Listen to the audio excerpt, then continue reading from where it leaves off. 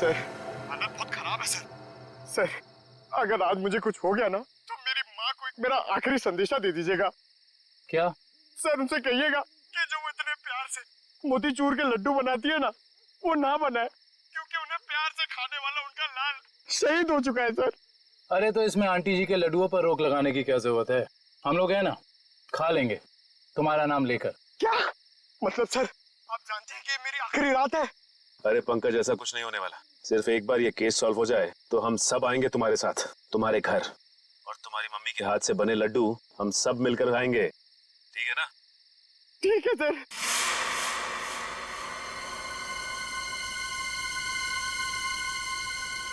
पंकज शायद कोई आ रहा है। हे भगवान। सर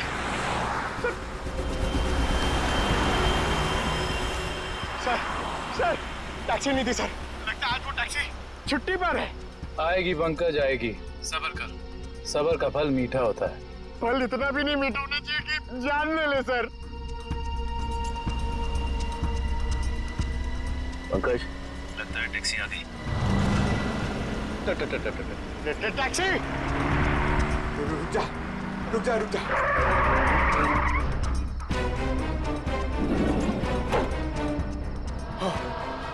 थैंक गॉड इस टैक्सी में ड्राइवर है। चलो भैया।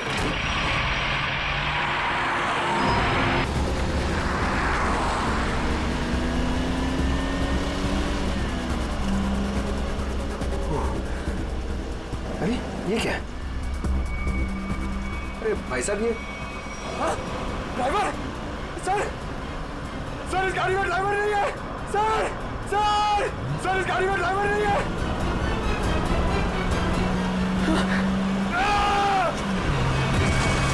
अरे ये पंकज टैक्सी से कूद गया। ओह माय गॉड, इसे चोट ना लगी।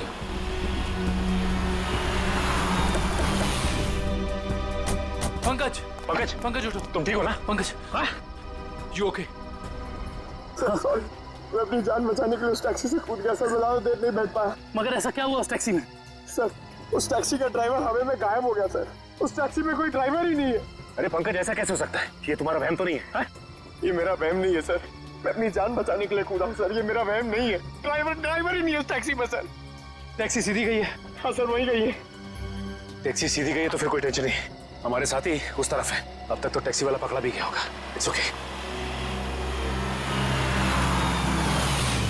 रेडियो श्रेयत, मैंने तुम्हें कहा था कि निकल्स पॉइंट पे रुको। तुम लोग यहाँ चले आए?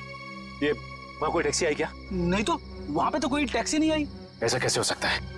ये सड़क तो बिल्कुल सीधी है, ना कोई राइट ना कोई लेफ्ट, तो फिर टैक्सी गायब कहाँ हो सकती है? सर हम पिछले 3 घंटों से वहीं इंतजार कर रहे हैं, वहाँ कोई टैक्सी नहीं आई। सर कहीं उस ड्राइवर की तरह वो टैक्सी भी तो गायब नहीं हुई? नहीं पंकज नहीं, ना ही ड्राइवर गायब हुआ है और ना ही कोई टैक्सी। ये जरूर कुछ और ही चक्कर है, हम लोगों की आंख में धूल झोंकने का चक्कर। सर कहीं ऐसा तो नहीं कि उस टैक्सी वाले ने टैक्सी कहीं छुपा दी हो? नहीं फ्रेडी, ये नहीं हो सकता। ये एक ही रास्ता है और यहाँ पे ना टैक्सी छिपाई जा सकती है और ना गायब हो सकती है। सर एक चीज तो मैं आपको देना ही भूल गया। ये देखिए सर, ये मुझे सीट के नीचे मिला था टैक्सी में। अविनाश का ड्राइविंग लाइसेंस। इसका मतलब है कि जिस रात अविनाश का खून हुआ उस वक्त उसका ये वॉलेट उसी टैक्सी में छूट गया था। ये क्या? ये तो बिल्कुल वैसा ही पास है जैसे हमें वीरेन की गाड़ी में से मिला था, साइकेट्रिक क्लिनिक का पास। इस वीरेन और अविनाश का कुछ तो संबंध जरूर है उस साइकेट्रिक क्लिनिक से। मगर सर वो टैक्सी? शेयर टैक्सी ऐसे अचानक गायब नहीं हो सकती। एक काम करते हैं, इस रास्ते का चप्पा चप्पा छान मारते हैं, टैक्सी जरूर मिलेगी। चलो देखते हैं कच्चा रास्ता कहाँ जाता है। शायद इसी कच्चे रास्ते पर आकर वो टैक्सी गायब हो गई। हाँ दुष्यंत, वैसे भी रास्ता काफी सुनसान है। अरे ये क्या? ये तो डेड एंड है।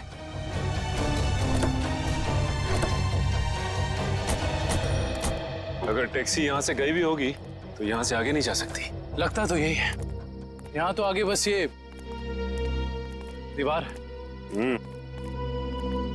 एक मिनट, ये देखो दुष्यंत, टायर के निशान। ये दीवार के पास आके खत्म हो जाते हैं। ये बात तो है। दुष्यंत, इस दीवार के पीछे जरूर कोई ना कोई खुफिया रास्ता है। हो सकता है सचिन, और ये भी हो सकता है कि यहाँ कोई खुफिया बटन या लेवर हो जिससे ये दीवार हट जाए और हमें वो जगह दिख जाए जहाँ वो टैक्सी गई है।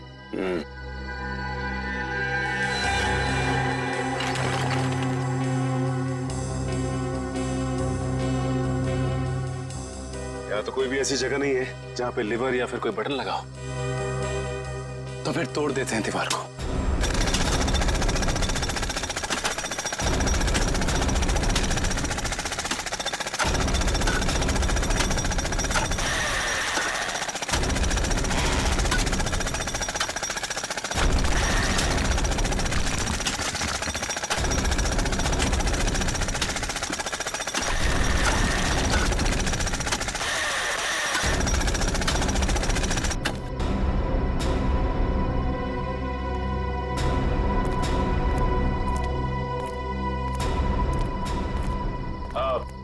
तुम लोग जा सकते हो। Thank you.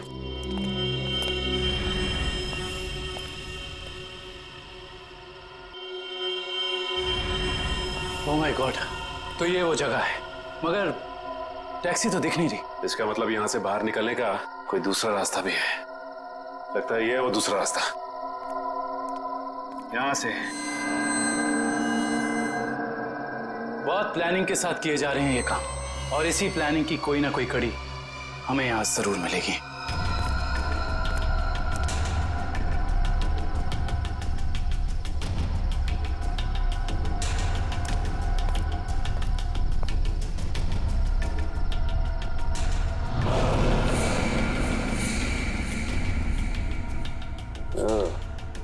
तो ये है रोबोट। ये देखो। ये देखा दुष्यंत, ये है वो रोबोट। लगता है उस आत्मा वाली टैक्सी का ड्राइवर यही है, रिमोट से चलने वाला। हाँ सच, और इसी रोबोट के बाजू का इस्तेमाल किया गया होगा अविनाश के सर को उसके शरीर से अलग करने में। एक मिनट, हाँ, इसके हाथ पे यहाँ पे खून भी लगा हुआ है। अब इससे पहले कि ये खूनी अपना अगला मर्डर प्लान करे, पकड़ना होगा उसे।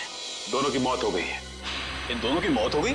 जी हाँ, इन दोनों को किसी ने मार डाला है। डॉक्टर साहब, आप ये बताएंगे कि ये दोनों आपकी क्लिनिक में कुछ दिन पहले आए थे क्या? हाँ, हमारी क्लिनिक में एक मरीज है रीचा, उसी से मिलने आए थे। दोनों अकेले आए थे या साथ साथ? साथ आए थे, कह रहे थे कि दोनों दोस्त हैं और रीचा से उनकी पुरानी दोस्ती है। ओह, दोनों दोस्त थे। तो फिर वीरेन ने अविनाश का जूता कैसे नहीं पहचाना? इसका मतलब ये वीरेन हमसे कुछ छुपा रहा था। अच्छा, ये रीचा से मिल सकते हैं हम? हाँ, आप जरूर मिल सकते हैं, लेकिन एक बात है, बहुत मुश्किल से रीचा की हालत में सुधार आया है, तो आप उससे कोई ऐसा सवाल ना पूछिएगा जिससे वो परेशान हो जाए। आप चिंता ना कीजिए, हम समझ सकते हैं। करण, इशिता, तुम दोनों यहीं रुको, हम रीचा से मिलकर आते हैं। आइए।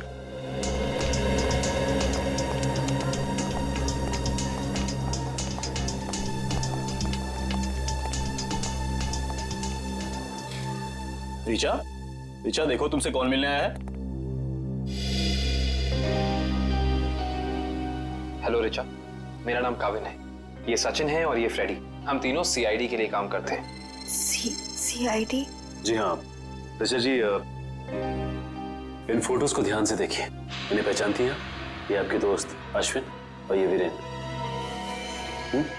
वो ये दोनों कुछ दिन पहले आपसे मिलने आए थे ना? नहीं। देखिए ऑफिसर, मुझे नहीं लगता है कि रीचा आपके सवालों का जवाब दे पाएगी।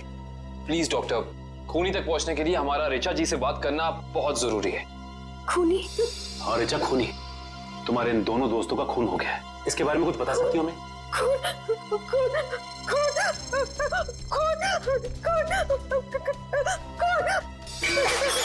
ये क्या बकवास है? वो लड़की इस कमरे की चार दीवारी से बाहर नहीं निकलती, आप उसे खून के बारे में सवाल पूछ रहे हैं? Richa, come down. Nurse, please 7129 जल्दी लो, जल्दी लो इंजेक्शन। Richa, come down.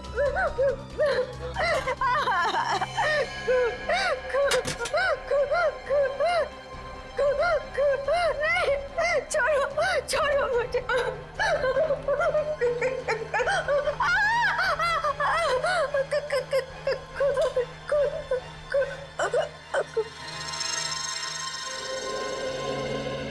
माफ कीजिएगा डॉक्टर साहब, हमारा ऐसा कोई इरादा नहीं था। Really sorry. देखिए ऐसी बात नहीं है, इस तरह के मरीज बच्चों की तरह होते हैं, इन्हें हर शब्द टोल मोल के बताना पड़ता है। डॉक्टर साहब, ये बात हम समझ सकते हैं, लेकिन एक बात तो तय है कि इन तीनों के अतीत की कोई ऐसी कड़ी है जो एक आज का दिन ही खराब है। एक तो ड्राइवर ने छुट्टी ले ली, उसके वजह से फोन का नेटवर्क नहीं लग रहा है। क्या करूं, एयरपोर्ट के लिए लेट हो रहा हूं मैं। यहाँ तो कोई टैक्सी भी नहीं दिखाई दे रही है। रोको रोको रोको,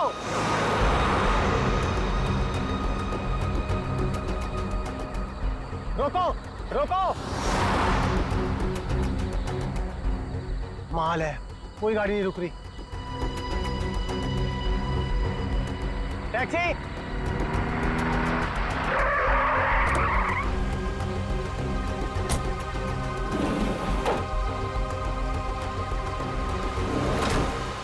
तुम ऐसे एयरपोर्ट चलोगे? अरे अजीब आदमी है, कुछ तो बोलो।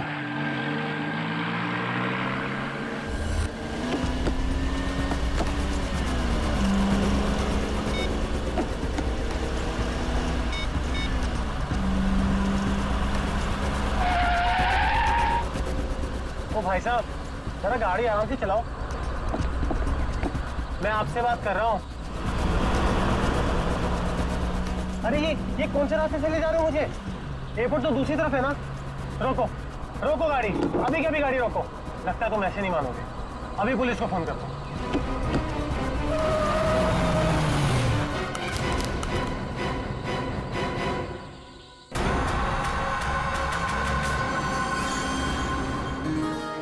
अभी तक यकीन नहीं हो पा रहा है सर। जिस एसीपी प्रद्युमन को हम सब अपना आदर्श मानते हैं, उनके साथ सीआईडी में एक दिन काम करने का मौका मिलेगा। वो सब ठीक है, लेकिन तुम लोगों को अभी भी बहुत कुछ काम करना बाकी है मेरी कसौटी पर उतरने के लिए, समझे? बिल्कुल सर, हम लोग भी यही चाहते हैं।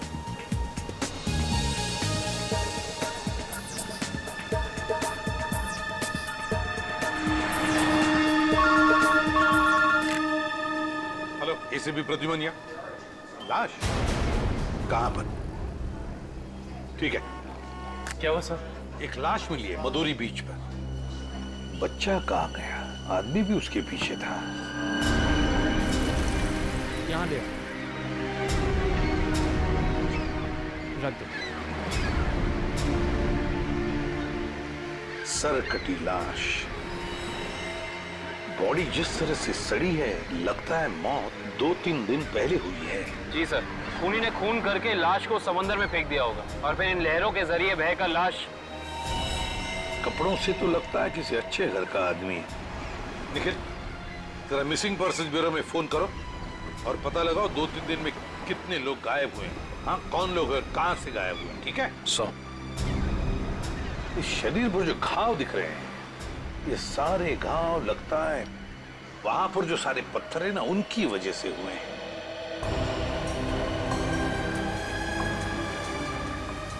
अरे जरा इधर आओ। हाँ साहब। एक बात बताओ, क्या यहाँ कोई ऊंचाई वाली जगह है जहां पर उस तरह के पत्थर हों? हाँ साहब, है ना। यहाँ से 5 किलोमीटर की दूरी पर ऐसी एक पहाड़ी है। 5 किलोमीटर की दूरी पर, ठीक है, थैंक यू। 5 किलोमीटर की दूरी पर पहाड़ी है। कभी नहीं, काम करो, इस लाश को फोरेंसिक लैब भेज दो और इस आदमी ने जो जगह बताई है वहां जाकर के अच्छी तरह से पूछताछ करो, पता लगा, देखो कुछ पता चलता है क्या। कोई ना कोई सुराग तो जरूर मिलेगा। Yes sir.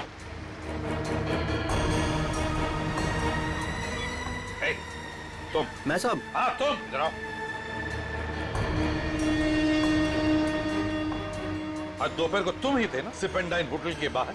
नहीं तो साहब। नहीं क्या? एक स्कूल जाने वाले बच्चे के पीछे लगे थे तुम?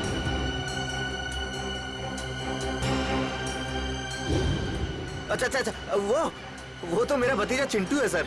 वो स्कूल नहीं जाना चाह रहा था ना, इसके लिए मैं उसके पीछे दौड़ रहा था। वो स्कूल नहीं जाना चाहता था, इसलिए तुम उसके पीछे दौड़े थे? जी सर। कहाँ रहते हो तुम? सर यहीं सामने एक चौल है, वहीं रहता हूँ सर। चिंटू होगा वहां पर? जी सर। चलो दिखाओ। आइए सर। सर यही हमारा चौल है। आइए सर, आइए इधर। सर यही है चिंटू। चिंटू बेटा, ये सीआईडी से एसीपी अंकल है, आपसे मिलने आए हैं। हेलो बोलो। हेलो। चिंटू, बड़ा प्यारा नाम है तुम्हारा। स्कूल जाते हो ना, पढ़ाई करते हो? अच्छा चिंटू बेटा, एक बात बताओ, तुम्हें क्या क्या पसंद है? कोई मिठाई पसंद है या स्वीट्स पसंद है या चॉकलेट्स पसंद है या बिस्किट पसंद है? क्या पसंद है? चॉकलेट। चॉकलेट पसंद है? अरे बाप रे, अब तो मुसीबत हो गई। अब तुम्हें चॉकलेट कैसे दें? चलो कोई बात नहीं, कुछ जादू करके देखते हैं। आओ मंतर जादू मंतर छू मंतर छू मंतर छू। आ गया ना चॉकलेट? ये लो चॉकलेट चिंटू के लिए। अच्छा चिंटू, और एक बात बताओ, आज सुबह, मेरा मतलब 1-2 घंटे पहले जब तुम स्कूल जा रहे थे तो तुम एमआई रोड पर भागे जा रहे थे, है ना? क्यों भाग रहे थे? वो सर मैं बता रहा था ना, इसे स्कूल नहीं जाना था। आप जरा चुप रहिए, ये मुझे चिंटू बताएगा, है ना चिंटू? क्यों, तुम्हें स्कूल जाना अच्छा नहीं लगता? ऐसी तो कोई बात नहीं है। नहीं ना, अगर कोई भी परेशानी हो तो मुझे बता देना। लेकिन एक बात कहूँ, स्कूल जाना चाहिए, बहुत पढ़ना चाहिए, बड़ा होना चाहिए और बड़े बनकर अच्छे इंसान भी बनना चाहिए, है ना? और चिंटू, तुम्हें जब भी कभी भी तुम्हारे इस एसीपी अंकल की जरूरत पड़े ना, तो मुझे मेरे इस कार्ड पर फोन करना, मैं तुरंत आ जाऊंगा। मैं चलूं? गुड बॉय, बाय बेटा, बाय।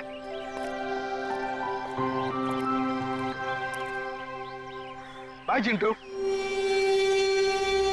ये चिंटू कुछ ना कुछ तो छुपा रहा है, कुछ ना कुछ तो गड़बड़ जरूर है।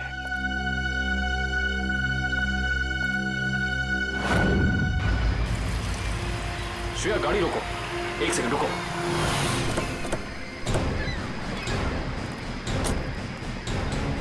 ये देखो, यहाँ पेड़ के नीचे खरोचों के निशान हैं। और ये एक गाड़ी के पेंट जैसा लगता है। हो ना हो, यहाँ कुछ ना कुछ तो जरूर हुआ है। सर ये देखिए, टायर के निशान। हो सकता है वो मरने वाला गाड़ी में ही होगा और फिर गाड़ी यहाँ से नीचे गिर गई। आई सी, यहाँ भी निशान है, लेकिन यहाँ घसीटने के भी निशान है। ये देखो, यहाँ से लेके पूरे वहां तक। ये घसीटने के निशान तो कोई और ही कहानी बयां कर रहे हैं श्रेया। मतलब खूनी ने पहले लाश को यहाँ से घसीट कर नीचे फेंका और उसके बाद उसकी गाड़ी को यहाँ से, मतलब वो खून को दुर्घटना का रूप देना चाहता था। खूनी इस खून को दुर्घटना दिखाना चाहता था, फिर उसे लाश का सिर काटने की जरूरत क्या थी? ये जवाब तो हमें सिर्फ उस गाड़ी से ही मिल सकता है। करण, गोताखोरों का इंतजाम करो। कुछ भी हो जाए, हमें ये गाड़ी इस समुंदर से बाहर निकालनी ही होगी। देखो कोई और सुराग मिलता है कि नहीं।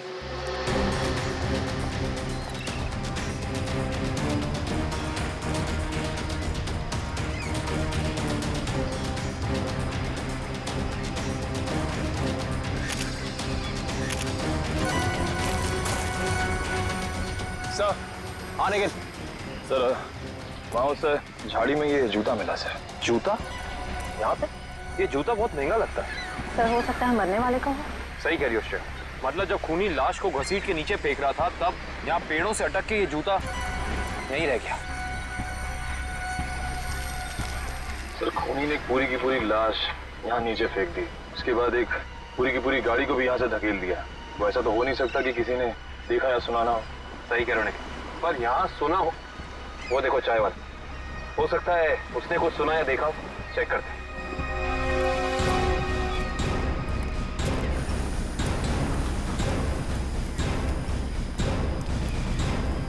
हम लोग सीआईडी से हैं। सीआईडी? हाँ, वो कल रात में यहाँ एक खून हो गया है पीछे ज्वाला रोड पे। उसके बारे में पूछताछ करनी थी। आप में से किसी ने कुछ देखा या सुना हो? ज्वाला रोड पे? नहीं साहब, हम लोग तो ज्वाला रोड पे जाते ही नहीं है। क्यों?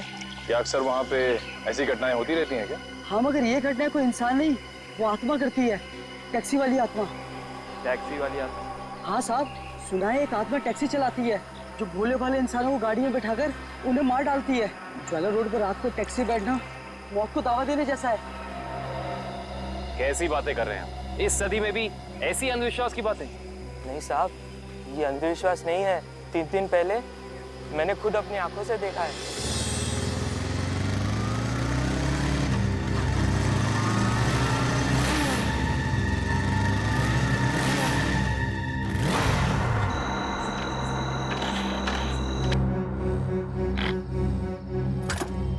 अभी तो पेट्रोल भरवाया था, ये क्या हो गया?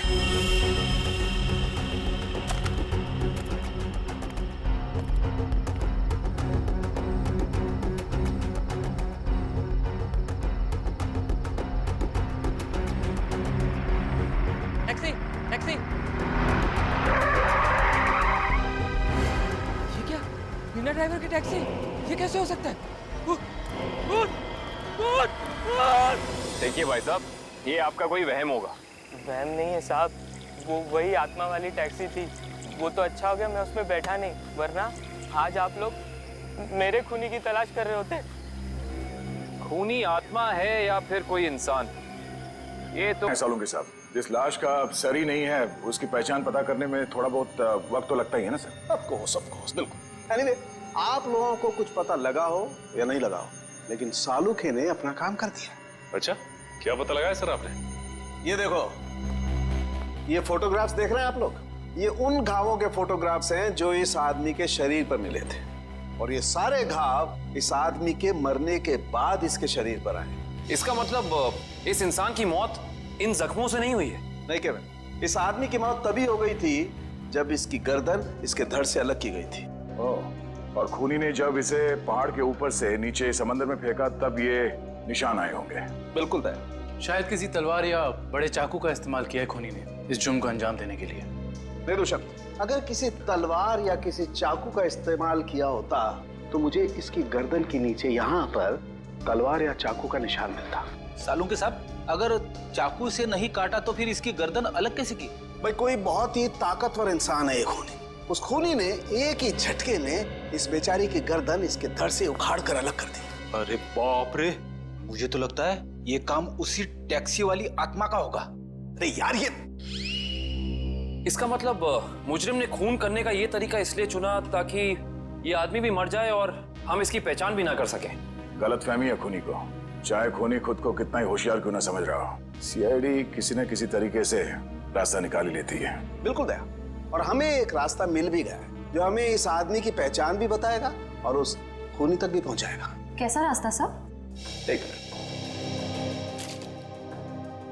ये जूता जो आपको क्राइम सीन पे मिला है, और ये इसी आदमी का जूता है, और इस जूते के नीचे हमें क्या मिला है वैभव? इस जूते के नीचे हमें स्याही मिली है जिसका इस्तेमाल प्रिंटिंग प्रेस में किया जाता है, जैसे मैगजीन या न्यूज़पेपर की। प्रिंटिंग प्रेस की स्याही? क्राइम सीन के पास एक प्रिंटिंग प्रेस है तो सही, शायद वहां से हमें कुछ पता चल जाए। Let's go. दया। हाँ सर। 1 मिनट तुमसे बात करनी। आप लोग जाओ। क्या हुआ सर, कुछ कहना बाकी रह गया क्या? हाँ दया, ये यार एक कार्ड तुम अभिजीत को दे देना। क्या है सर, मैं खोल के देखूं? हाँ देख लो।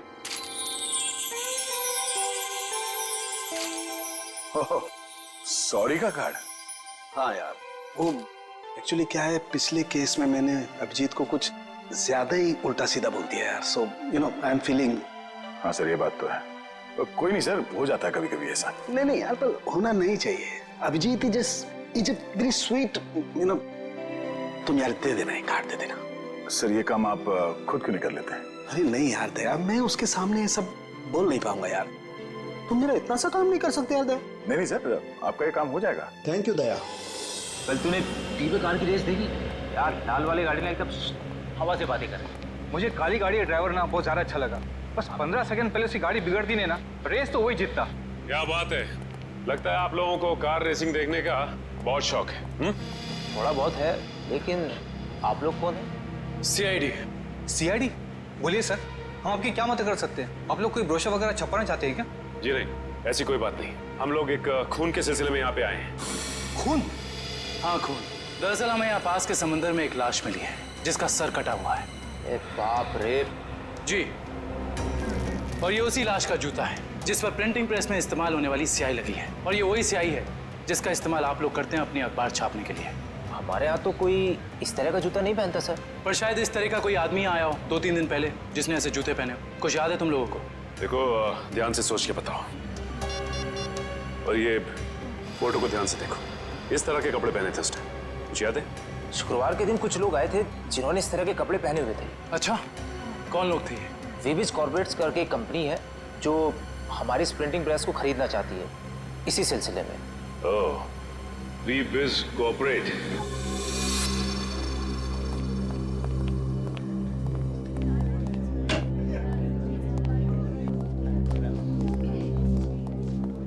ये कहिए। हम लोग सीआईडी से। सीआईडी हमारे ऑफिस में? जी, शायद आपके ऑफिस में से किसी का खून हुआ है, उसी की तहकीकात हमें यहाँ ले आई। किसका खून हुआ सर? यही तो पता करना है। क्यों, आप लोगों को नहीं मालूम है किसका खून हुआ? जी नहीं, क्योंकि उस लाश का सर गायब था। लाश का सर गायब था? ये इतनी बेरहमी से कत्ल? जी हाँ, और हमें शक है कि जिस आदमी का खून हुआ है वो इसी ऑफिस में काम करता था। करण सर, ये है उस आदमी का जूता, पहचानते हैं आप लोग? ये तो अविनाश जी का जूता है, पिछले हफ्ते ही बनवाया था उन्होंने। और इस तरह के कस्टमाइज्ड डिजाइनर जूते तो वही पहनते हैं। खून हो गया उनका? मुझे तो यकीन ही नहीं हो रहा है। लगता तो ऐसे ही है। अच्छा ये बताइए कि क्या शुक्रवार की रात अविनाश बिंजलपुर की प्रिंटिंग प्रेस में गया था? हाँ, हम सब लोग साथ में गए थे, लेकिन 10 बजे वहां से निकल गए थे। अच्छा, अविनाश ने वहां से कोई टैक्सी वगैरह ली थी क्या? जी नहीं, उन्होंने कोई गाड़ी नहीं ली थी, वो तो अपनी गाड़ी से गए थे। इस अविनाश की किसी से कोई दुश्मनी वगैरह? जी उन्होंने कोई बताया तो नहीं था, लेकिन पिछले कुछ दिनों से उन्हें धमकी भरे फोन आ रहे थे। कौन कर रहा था? जी उन्होंने मुझे इसके बारे में कुछ नहीं बताया था, और ना ही पुलिस में कोई कंप्लेन की थी, लेकिन मुझे लगता है ये उसी का काम होगा। ठीक है दिव्या, ये मोबाइल कंपनी में फोन करके पता करो अविनाश की कॉल रिकॉर्ड्स। Yes sir. ये अविनाश रहता कहाँ था? अविनाश जी का घर यही है ना? हाँ हाँ, ऑफिस वालों ने तो यही एड्रेस दिया था।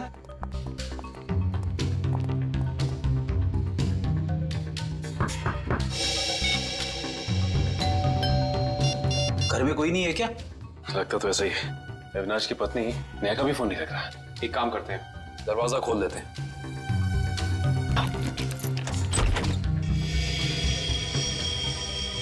वाकई घर में कोई नहीं है।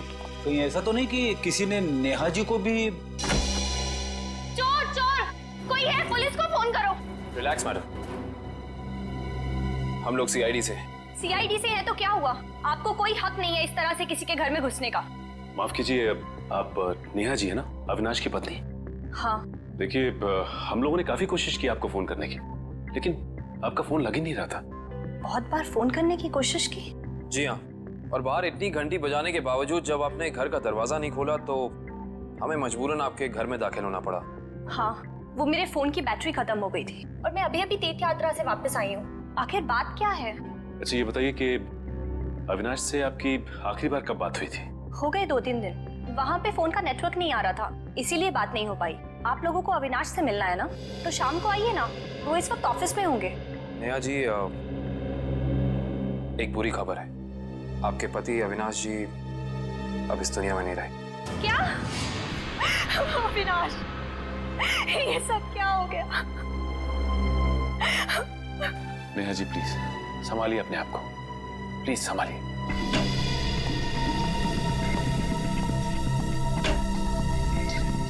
नेहा जी, अविनाश जी के ऑफिस वालों ने हमें बताया है कि पिछले कुछ दिनों से उन्हें धमकी भरे फोन आ रहे थे। आपको कुछ पता है इसके बारे में? नहीं, अविनाश ने मुझे इस बारे में कभी कुछ नहीं बताया।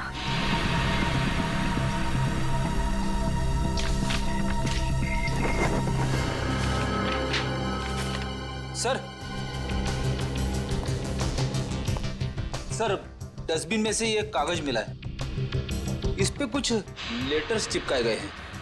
ऐसा लग रहा है जैसे किसी मैगजीन वगैरह से काट के चिपकाए गए हैं। नेहा जी, ये शब्द क्या अविनाश जी ने काट के चिपकाए? नहीं, अविनाश तो मैगजीन कभी पढ़ते ही नहीं थे। तो हो सकता है कि धमकी देने वाले ने ये चिट्ठी लिखी हो। हाँ सचिन, और अपनी लिखावट छिपाने के लिए उसने शब्द चिपकाकर ये चिट्ठी कंप्लीट की है। और लिखा क्या है? अगर मेरी बात नहीं मानी तो अपनी जान से हाथ धो बैठोगे। एक मिनट, बड़ी सफाई से चिपका है। एक मिनट, ये क्या? JLT magazine? मतलब ये JLT मैगजीन से काटा गया है? JLT मैगजीन, ये नाम मैंने कहीं देखा है, पर मुझे याद नहीं आ रहा कहाँ। याद करो काबिल, कहाँ पे देखा है? कहीं अविनाश जी के ऑफिस में तो नहीं, वहां नहीं, कहीं। हाँ याद आया, ये मैगजीन मैंने वीरेन के पास देखी थी, उसकी प्रिंटिंग प्रेस में। लेकिन वीरेन की अविनाश जी से क्या दुश्मनी हो सकती है? रेडी, अविनाश की कंपनी वो प्रिंटिंग प्रेस खरीद रही थी, तो हो सकता है प्रिंटिंग प्रेस के मजदूरों को लगा हो कि उनकी नौकरी खतरे में है। और जैसे ही अविनाश जी प्रिंटिंग प्रेस से बाहर निकले, वीरेन ने उन्हें ओ आई सी, इस वीरेन से दोबारा मिलना पड़ेगा। यही कि अविनाश, नेहा और ऋचा एक ही कॉलेज में पढ़ते थे और वीरेन भी पास वाले कॉलेज में ही पढ़ता था। ओह, मतलब ये सब पुराने दोस्त हैं। हाँ सर, और उस दौरान डाली नाम का एक सीरियल किलर कॉलेज के बच्चों का खून कर रहा था। और एक दिन इन चारों ने मिलकर पुलिस की मदद की और इस डाली को जेल भिजवा दिया। ओह, तो शायद हो सकता है ये सारे खून डाली कर रहा। यस सर, 2 महीने हो गए उसे जेल तोड़कर भागे हुए और अभी तक वो पुलिस के हाथ नहीं लगा है।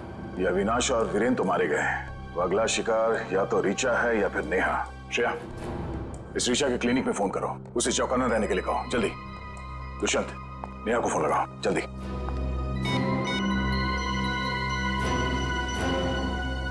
नहीं सर, नेहा फोन नहीं उठा रही।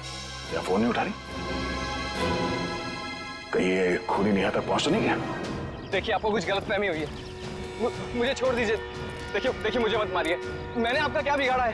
क्या बिगाड़ा है? मेरे पति का खून कर दिया, मुझे विधवा बना दिया और पूछते हो कि क्या बिगाड़ा है? देखिए, मैं ऐसा क्यों करूंगा भला? ज्यादा भोले बनने की कोशिश मत करो, मैं सब जानती हूँ। तुम अपने पापा की मौत का बदला लेने के लिए आत्मा बनने का ड्रामा कर रहे हो। इसका मतलब मेरे पापा को तुम लोगों ने मारा है? हाँ, और अब तुम भी अपनी आखिरी सांसें यही लोगे। चलो बाप बेटे का मिलन करवा दूं। मिलन तो अब तुम्हारा होगा। आप नेहा जी है ना, अविनाश की पत्नी? हाँ। जेल की सलाखों और फांसी के फंदे के साथ। सीआईडी, हाँ आप लोग यहाँ? हाँ, हम यहाँ। बोलो से। सर मुझे बचा लीजिए सर। सर ये मुझे मार डालेगी। डरो मत, कुछ नहीं होगा, हम लोग हैं, कुछ नहीं कर पाएंगे। तुमने इसके पापा का खून किया? अब गड़े मुर्दे उखाड़ने का कोई फायदा नहीं है। सच तो ये है कि खून इसने किए। पहले अविनाश, फिर वीरेन और अब तीसरा नंबर मेरा था। मैंने सोचा इससे पहले ये मुझे मारे, मैं इसे मार दूं। सर मैंने किसी को नहीं मारा है सर। सर मुझे तो ये भी नहीं पता था कि मेरे पापा का खून हुआ है। मैं तो समझ रहा था सर कि वो एक एक्सीडेंट है। कार एक्सीडेंट ही था, वो गलती हुई थी हमसे, लेकिन उस गलती के बदले तुमने 2-2 खून कर दिए।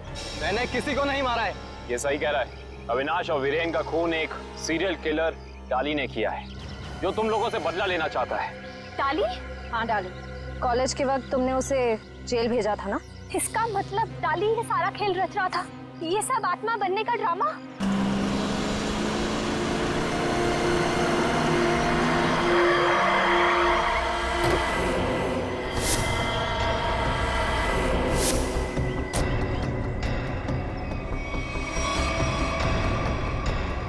पापा, आप ये कैसे हो सकता है? वो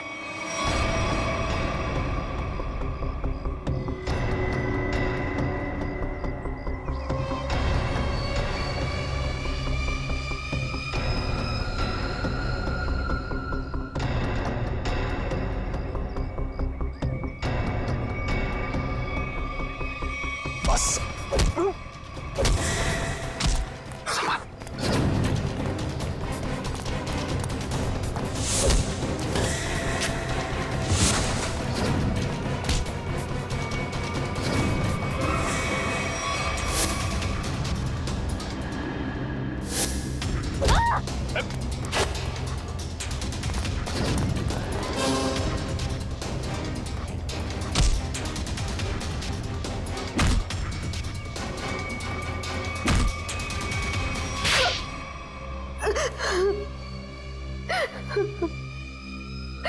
क्यों किया तुमने ये सब?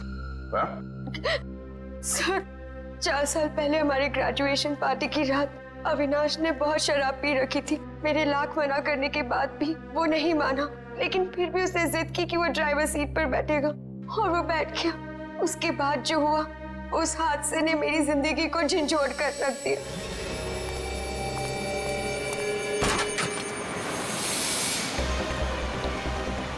गाड़ी मुझे चलाने तो तुमने बहुत पी रखी है। डरो मत रिचा, पीने के बाद में और भी सेफ गाड़ी चलाता हूँ।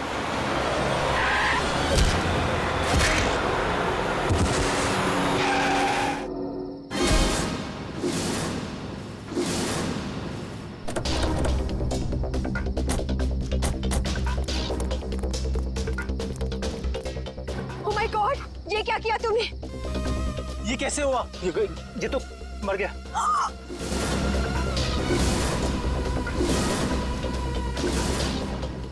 अविनाश, तुमने इसकी जान ले ली। कहा था ना तुम्हें, मुझे गाड़ी चलाने दो। रिचा प्लीज, मैंने इसे जानबूझ के नहीं मारा है। प्लीज अपनी गलती पर पर्दा डालने की कोशिश मत करो। हमें पुलिस को बुलाना होगा। तुम्हारा दिमाग खराब हो गया? अगर पुलिस आई तो हम सबके सब अंदर जाएंगे। सब क्यों जाएंगे? सिर्फ अविनाश जाएगा। क्या तुम अपने दोस्त को जेल भिजवाओगी? दोस्ती अपनी जगह, और कानून अपनी जगह। कोई पुलिस नहीं बुलाएगा। तुम्हारी बेवकूफी की वजह से सबकी जिंदगी खराब हो सकती है। अगर हम पुलिस को नहीं भी बुलाएंगे तभी पुलिस को पता चल जाएगा। किसी को कुछ पता नहीं चलेगा। अब एक काम करते हैं, इसकी लाश को टैक्सी में डालते हैं और टैक्सी को खाई में धक्का दे देते हैं। ये राज हमेशा हमेशा के लिए यहीं दफन हो जाएगा। क्या? एक टैक्सी वाले का खून कर दिया तुम लोगों ने? हाँ सर, मेरे लाख समझाने के बाद भी उन तीनों ने अपने आप को कानून के हवाले नहीं किया। उन्हें डर था कि उनका सुनहरा भविष्य शुरू होने से पहले ही खत्म हो जाएगा। और तुम इस हादसे से उभर नहीं पाई, तुम्हें साइकेट्रिस्ट फैसिलिटी ज्वाइन करनी पड़ी। हाँ, क्योंकि मेरा दिल उन तीनों की तरह पत्थर का नहीं। आज भी उस टैक्सी ड्राइवर की मौत का बोझ मेरे जमीर को कचोटता रहता है। अगर इतनी तकलीफ हो रही थी तुम्हें तो तुम सीआईडी के पास क्यों नहीं आई मदद के लिए? मैं आना चाहती थी, मगर जब मैं नेहा के पास गई तो इन तीनों ने मुझे धमकी दी कि अगर मैं आप लोगों के पास आई तो वो लोग मुझे भी मार डालेंगे। अच्छा, तब भी तुमने सीआईडी के पास आना ठीक नहीं समझा? मेरे डैड एक वर्ल्ड क्लास रिसर्चर थे। उन्होंने एक नई तकनीक का आविष्कार किया था जिससे गाड़ियां रिमोट कंट्रोल की मदद से चलाई जा सकती है। अच्छा, इसलिए बदला लेने के लिए तुमने एक ऐसी टैक्सी का इस्तेमाल किया जो रिमोट से चलती है, जिसमें एक रोबोट बैठा था। हाँ, जैसे मेरी जिंदगी भी एक टैक्सी की वजह से बर्बाद हो गई, उन तीनों का भी अंत उस टैक्सी की वजह से ही हो। मगर जब हमारा ऑफिसर पंकज टैक्सी में बैठा था तब तुमने उस रोबोट को गायब कैसे किया? पेनिट्ली हुआ केमिकल के जरिए। उसका असर इतना खतरनाक होता है कि खुद ब खुद देखते ही देखते अपने आप चीजें नष्ट हो जाती है, कुछ कुछ एसिड की तरह। बहुत लंबी प्लानिंग की थी तुमने खून करने की, मगर क्या फायदा हुआ? हाँ? पकड़ी गई ना। अगर पहले सीआईडी के पास आती मदद के लिए तो शायद तुम्हें फांसी नहीं होती। हाँ, क्या भाई, कुछ पता चला? सर, उस बच्चे चिंटू के बारे में सब कुछ पता चल गया है। क्या? उसके माँ बाप गांव में रहते हैं, लेकिन बेहतर पढ़ाई के लिए उसके माँ बाप ने उसके चाचा के घर शहर भेज दिया। लेकिन पैसे के लालच में इस चाचा ने उस बच्चे से बाल मजदूरी कराना शुरू कर दिया। चाचा चिंटू से बाल मजदूरी करवाता है? बाल मजदूरी? तो फिर ऐसे चाचा की एक ही जगह हो सकती है, एक ही जगह, काल कोठरी। तुझसे बड़ा सुस्त और आलसी लड़का तो मैंने देखा ही। चल काम कर। मुझे काम नहीं करना, मुझे स्कूल जाना है। बेटा, स्कूल जाने के लिए फीस की जरूरत होती है और तेरे चाचा के पास कोई पैसों का पेड़ नहीं है। और सुन, अगर यहाँ से फिर से भागने की कोशिश की तो मुझसे बुरा कोई नहीं होगा। मुझे काम नहीं करना है। सीपी अंकल ने कहा था मुझे रोज स्कूल जाना चाहिए। स्कूल जाएगा? बड़ा है स्कूल जाने वाला। तेरी तो गंदे नाले के कीड़े बच्चे पे हाथ उठाता है। हाँ? अरे तुम कहाँ भाग के जा रहे हो चाचा जी? तुम्हें तो जेल में जाकर पत्थर तोड़ने हैं। अच्छा, करेक्ट, ले जाओ इन दोनों को। थैंक यू सीपी अंकल, मुझे यहाँ काम करना बिल्कुल अच्छा नहीं लगता था। देखो चिंटू बेटा, तुम्हें कोई काम करने की जरूरत नहीं है, समझे? तुम स्कूल जाओगे, अच्छी तरह से पढ़ाई करोगे और बड़े बन जाओगे। और सिर्फ तुम ही नहीं, तुम्हारे सारे दोस्त भी, और उन सब का ख्याल हम रखेंगे, है ना? तो बताओ, खूब खूब पढ़ाई करोगे ना? हाँ, मैं बड़ा होकर आपकी तरह एक सीआईडी ऑफिसर बनूंगा और जिम को मिटा दूंगा। अरे वाह! चलो, इस बात पर हम तुम्हें चॉकलेट खिलाएंगे और चाहिए तो आइसक्रीम भी खिलाएंगे, और जो कुछ मांगोगे वो सब देंगे, तुम्हें भी और तुम्हारे इन दोस्तों को भी। चलो बच्चों, चलो इन्हें ले चलो।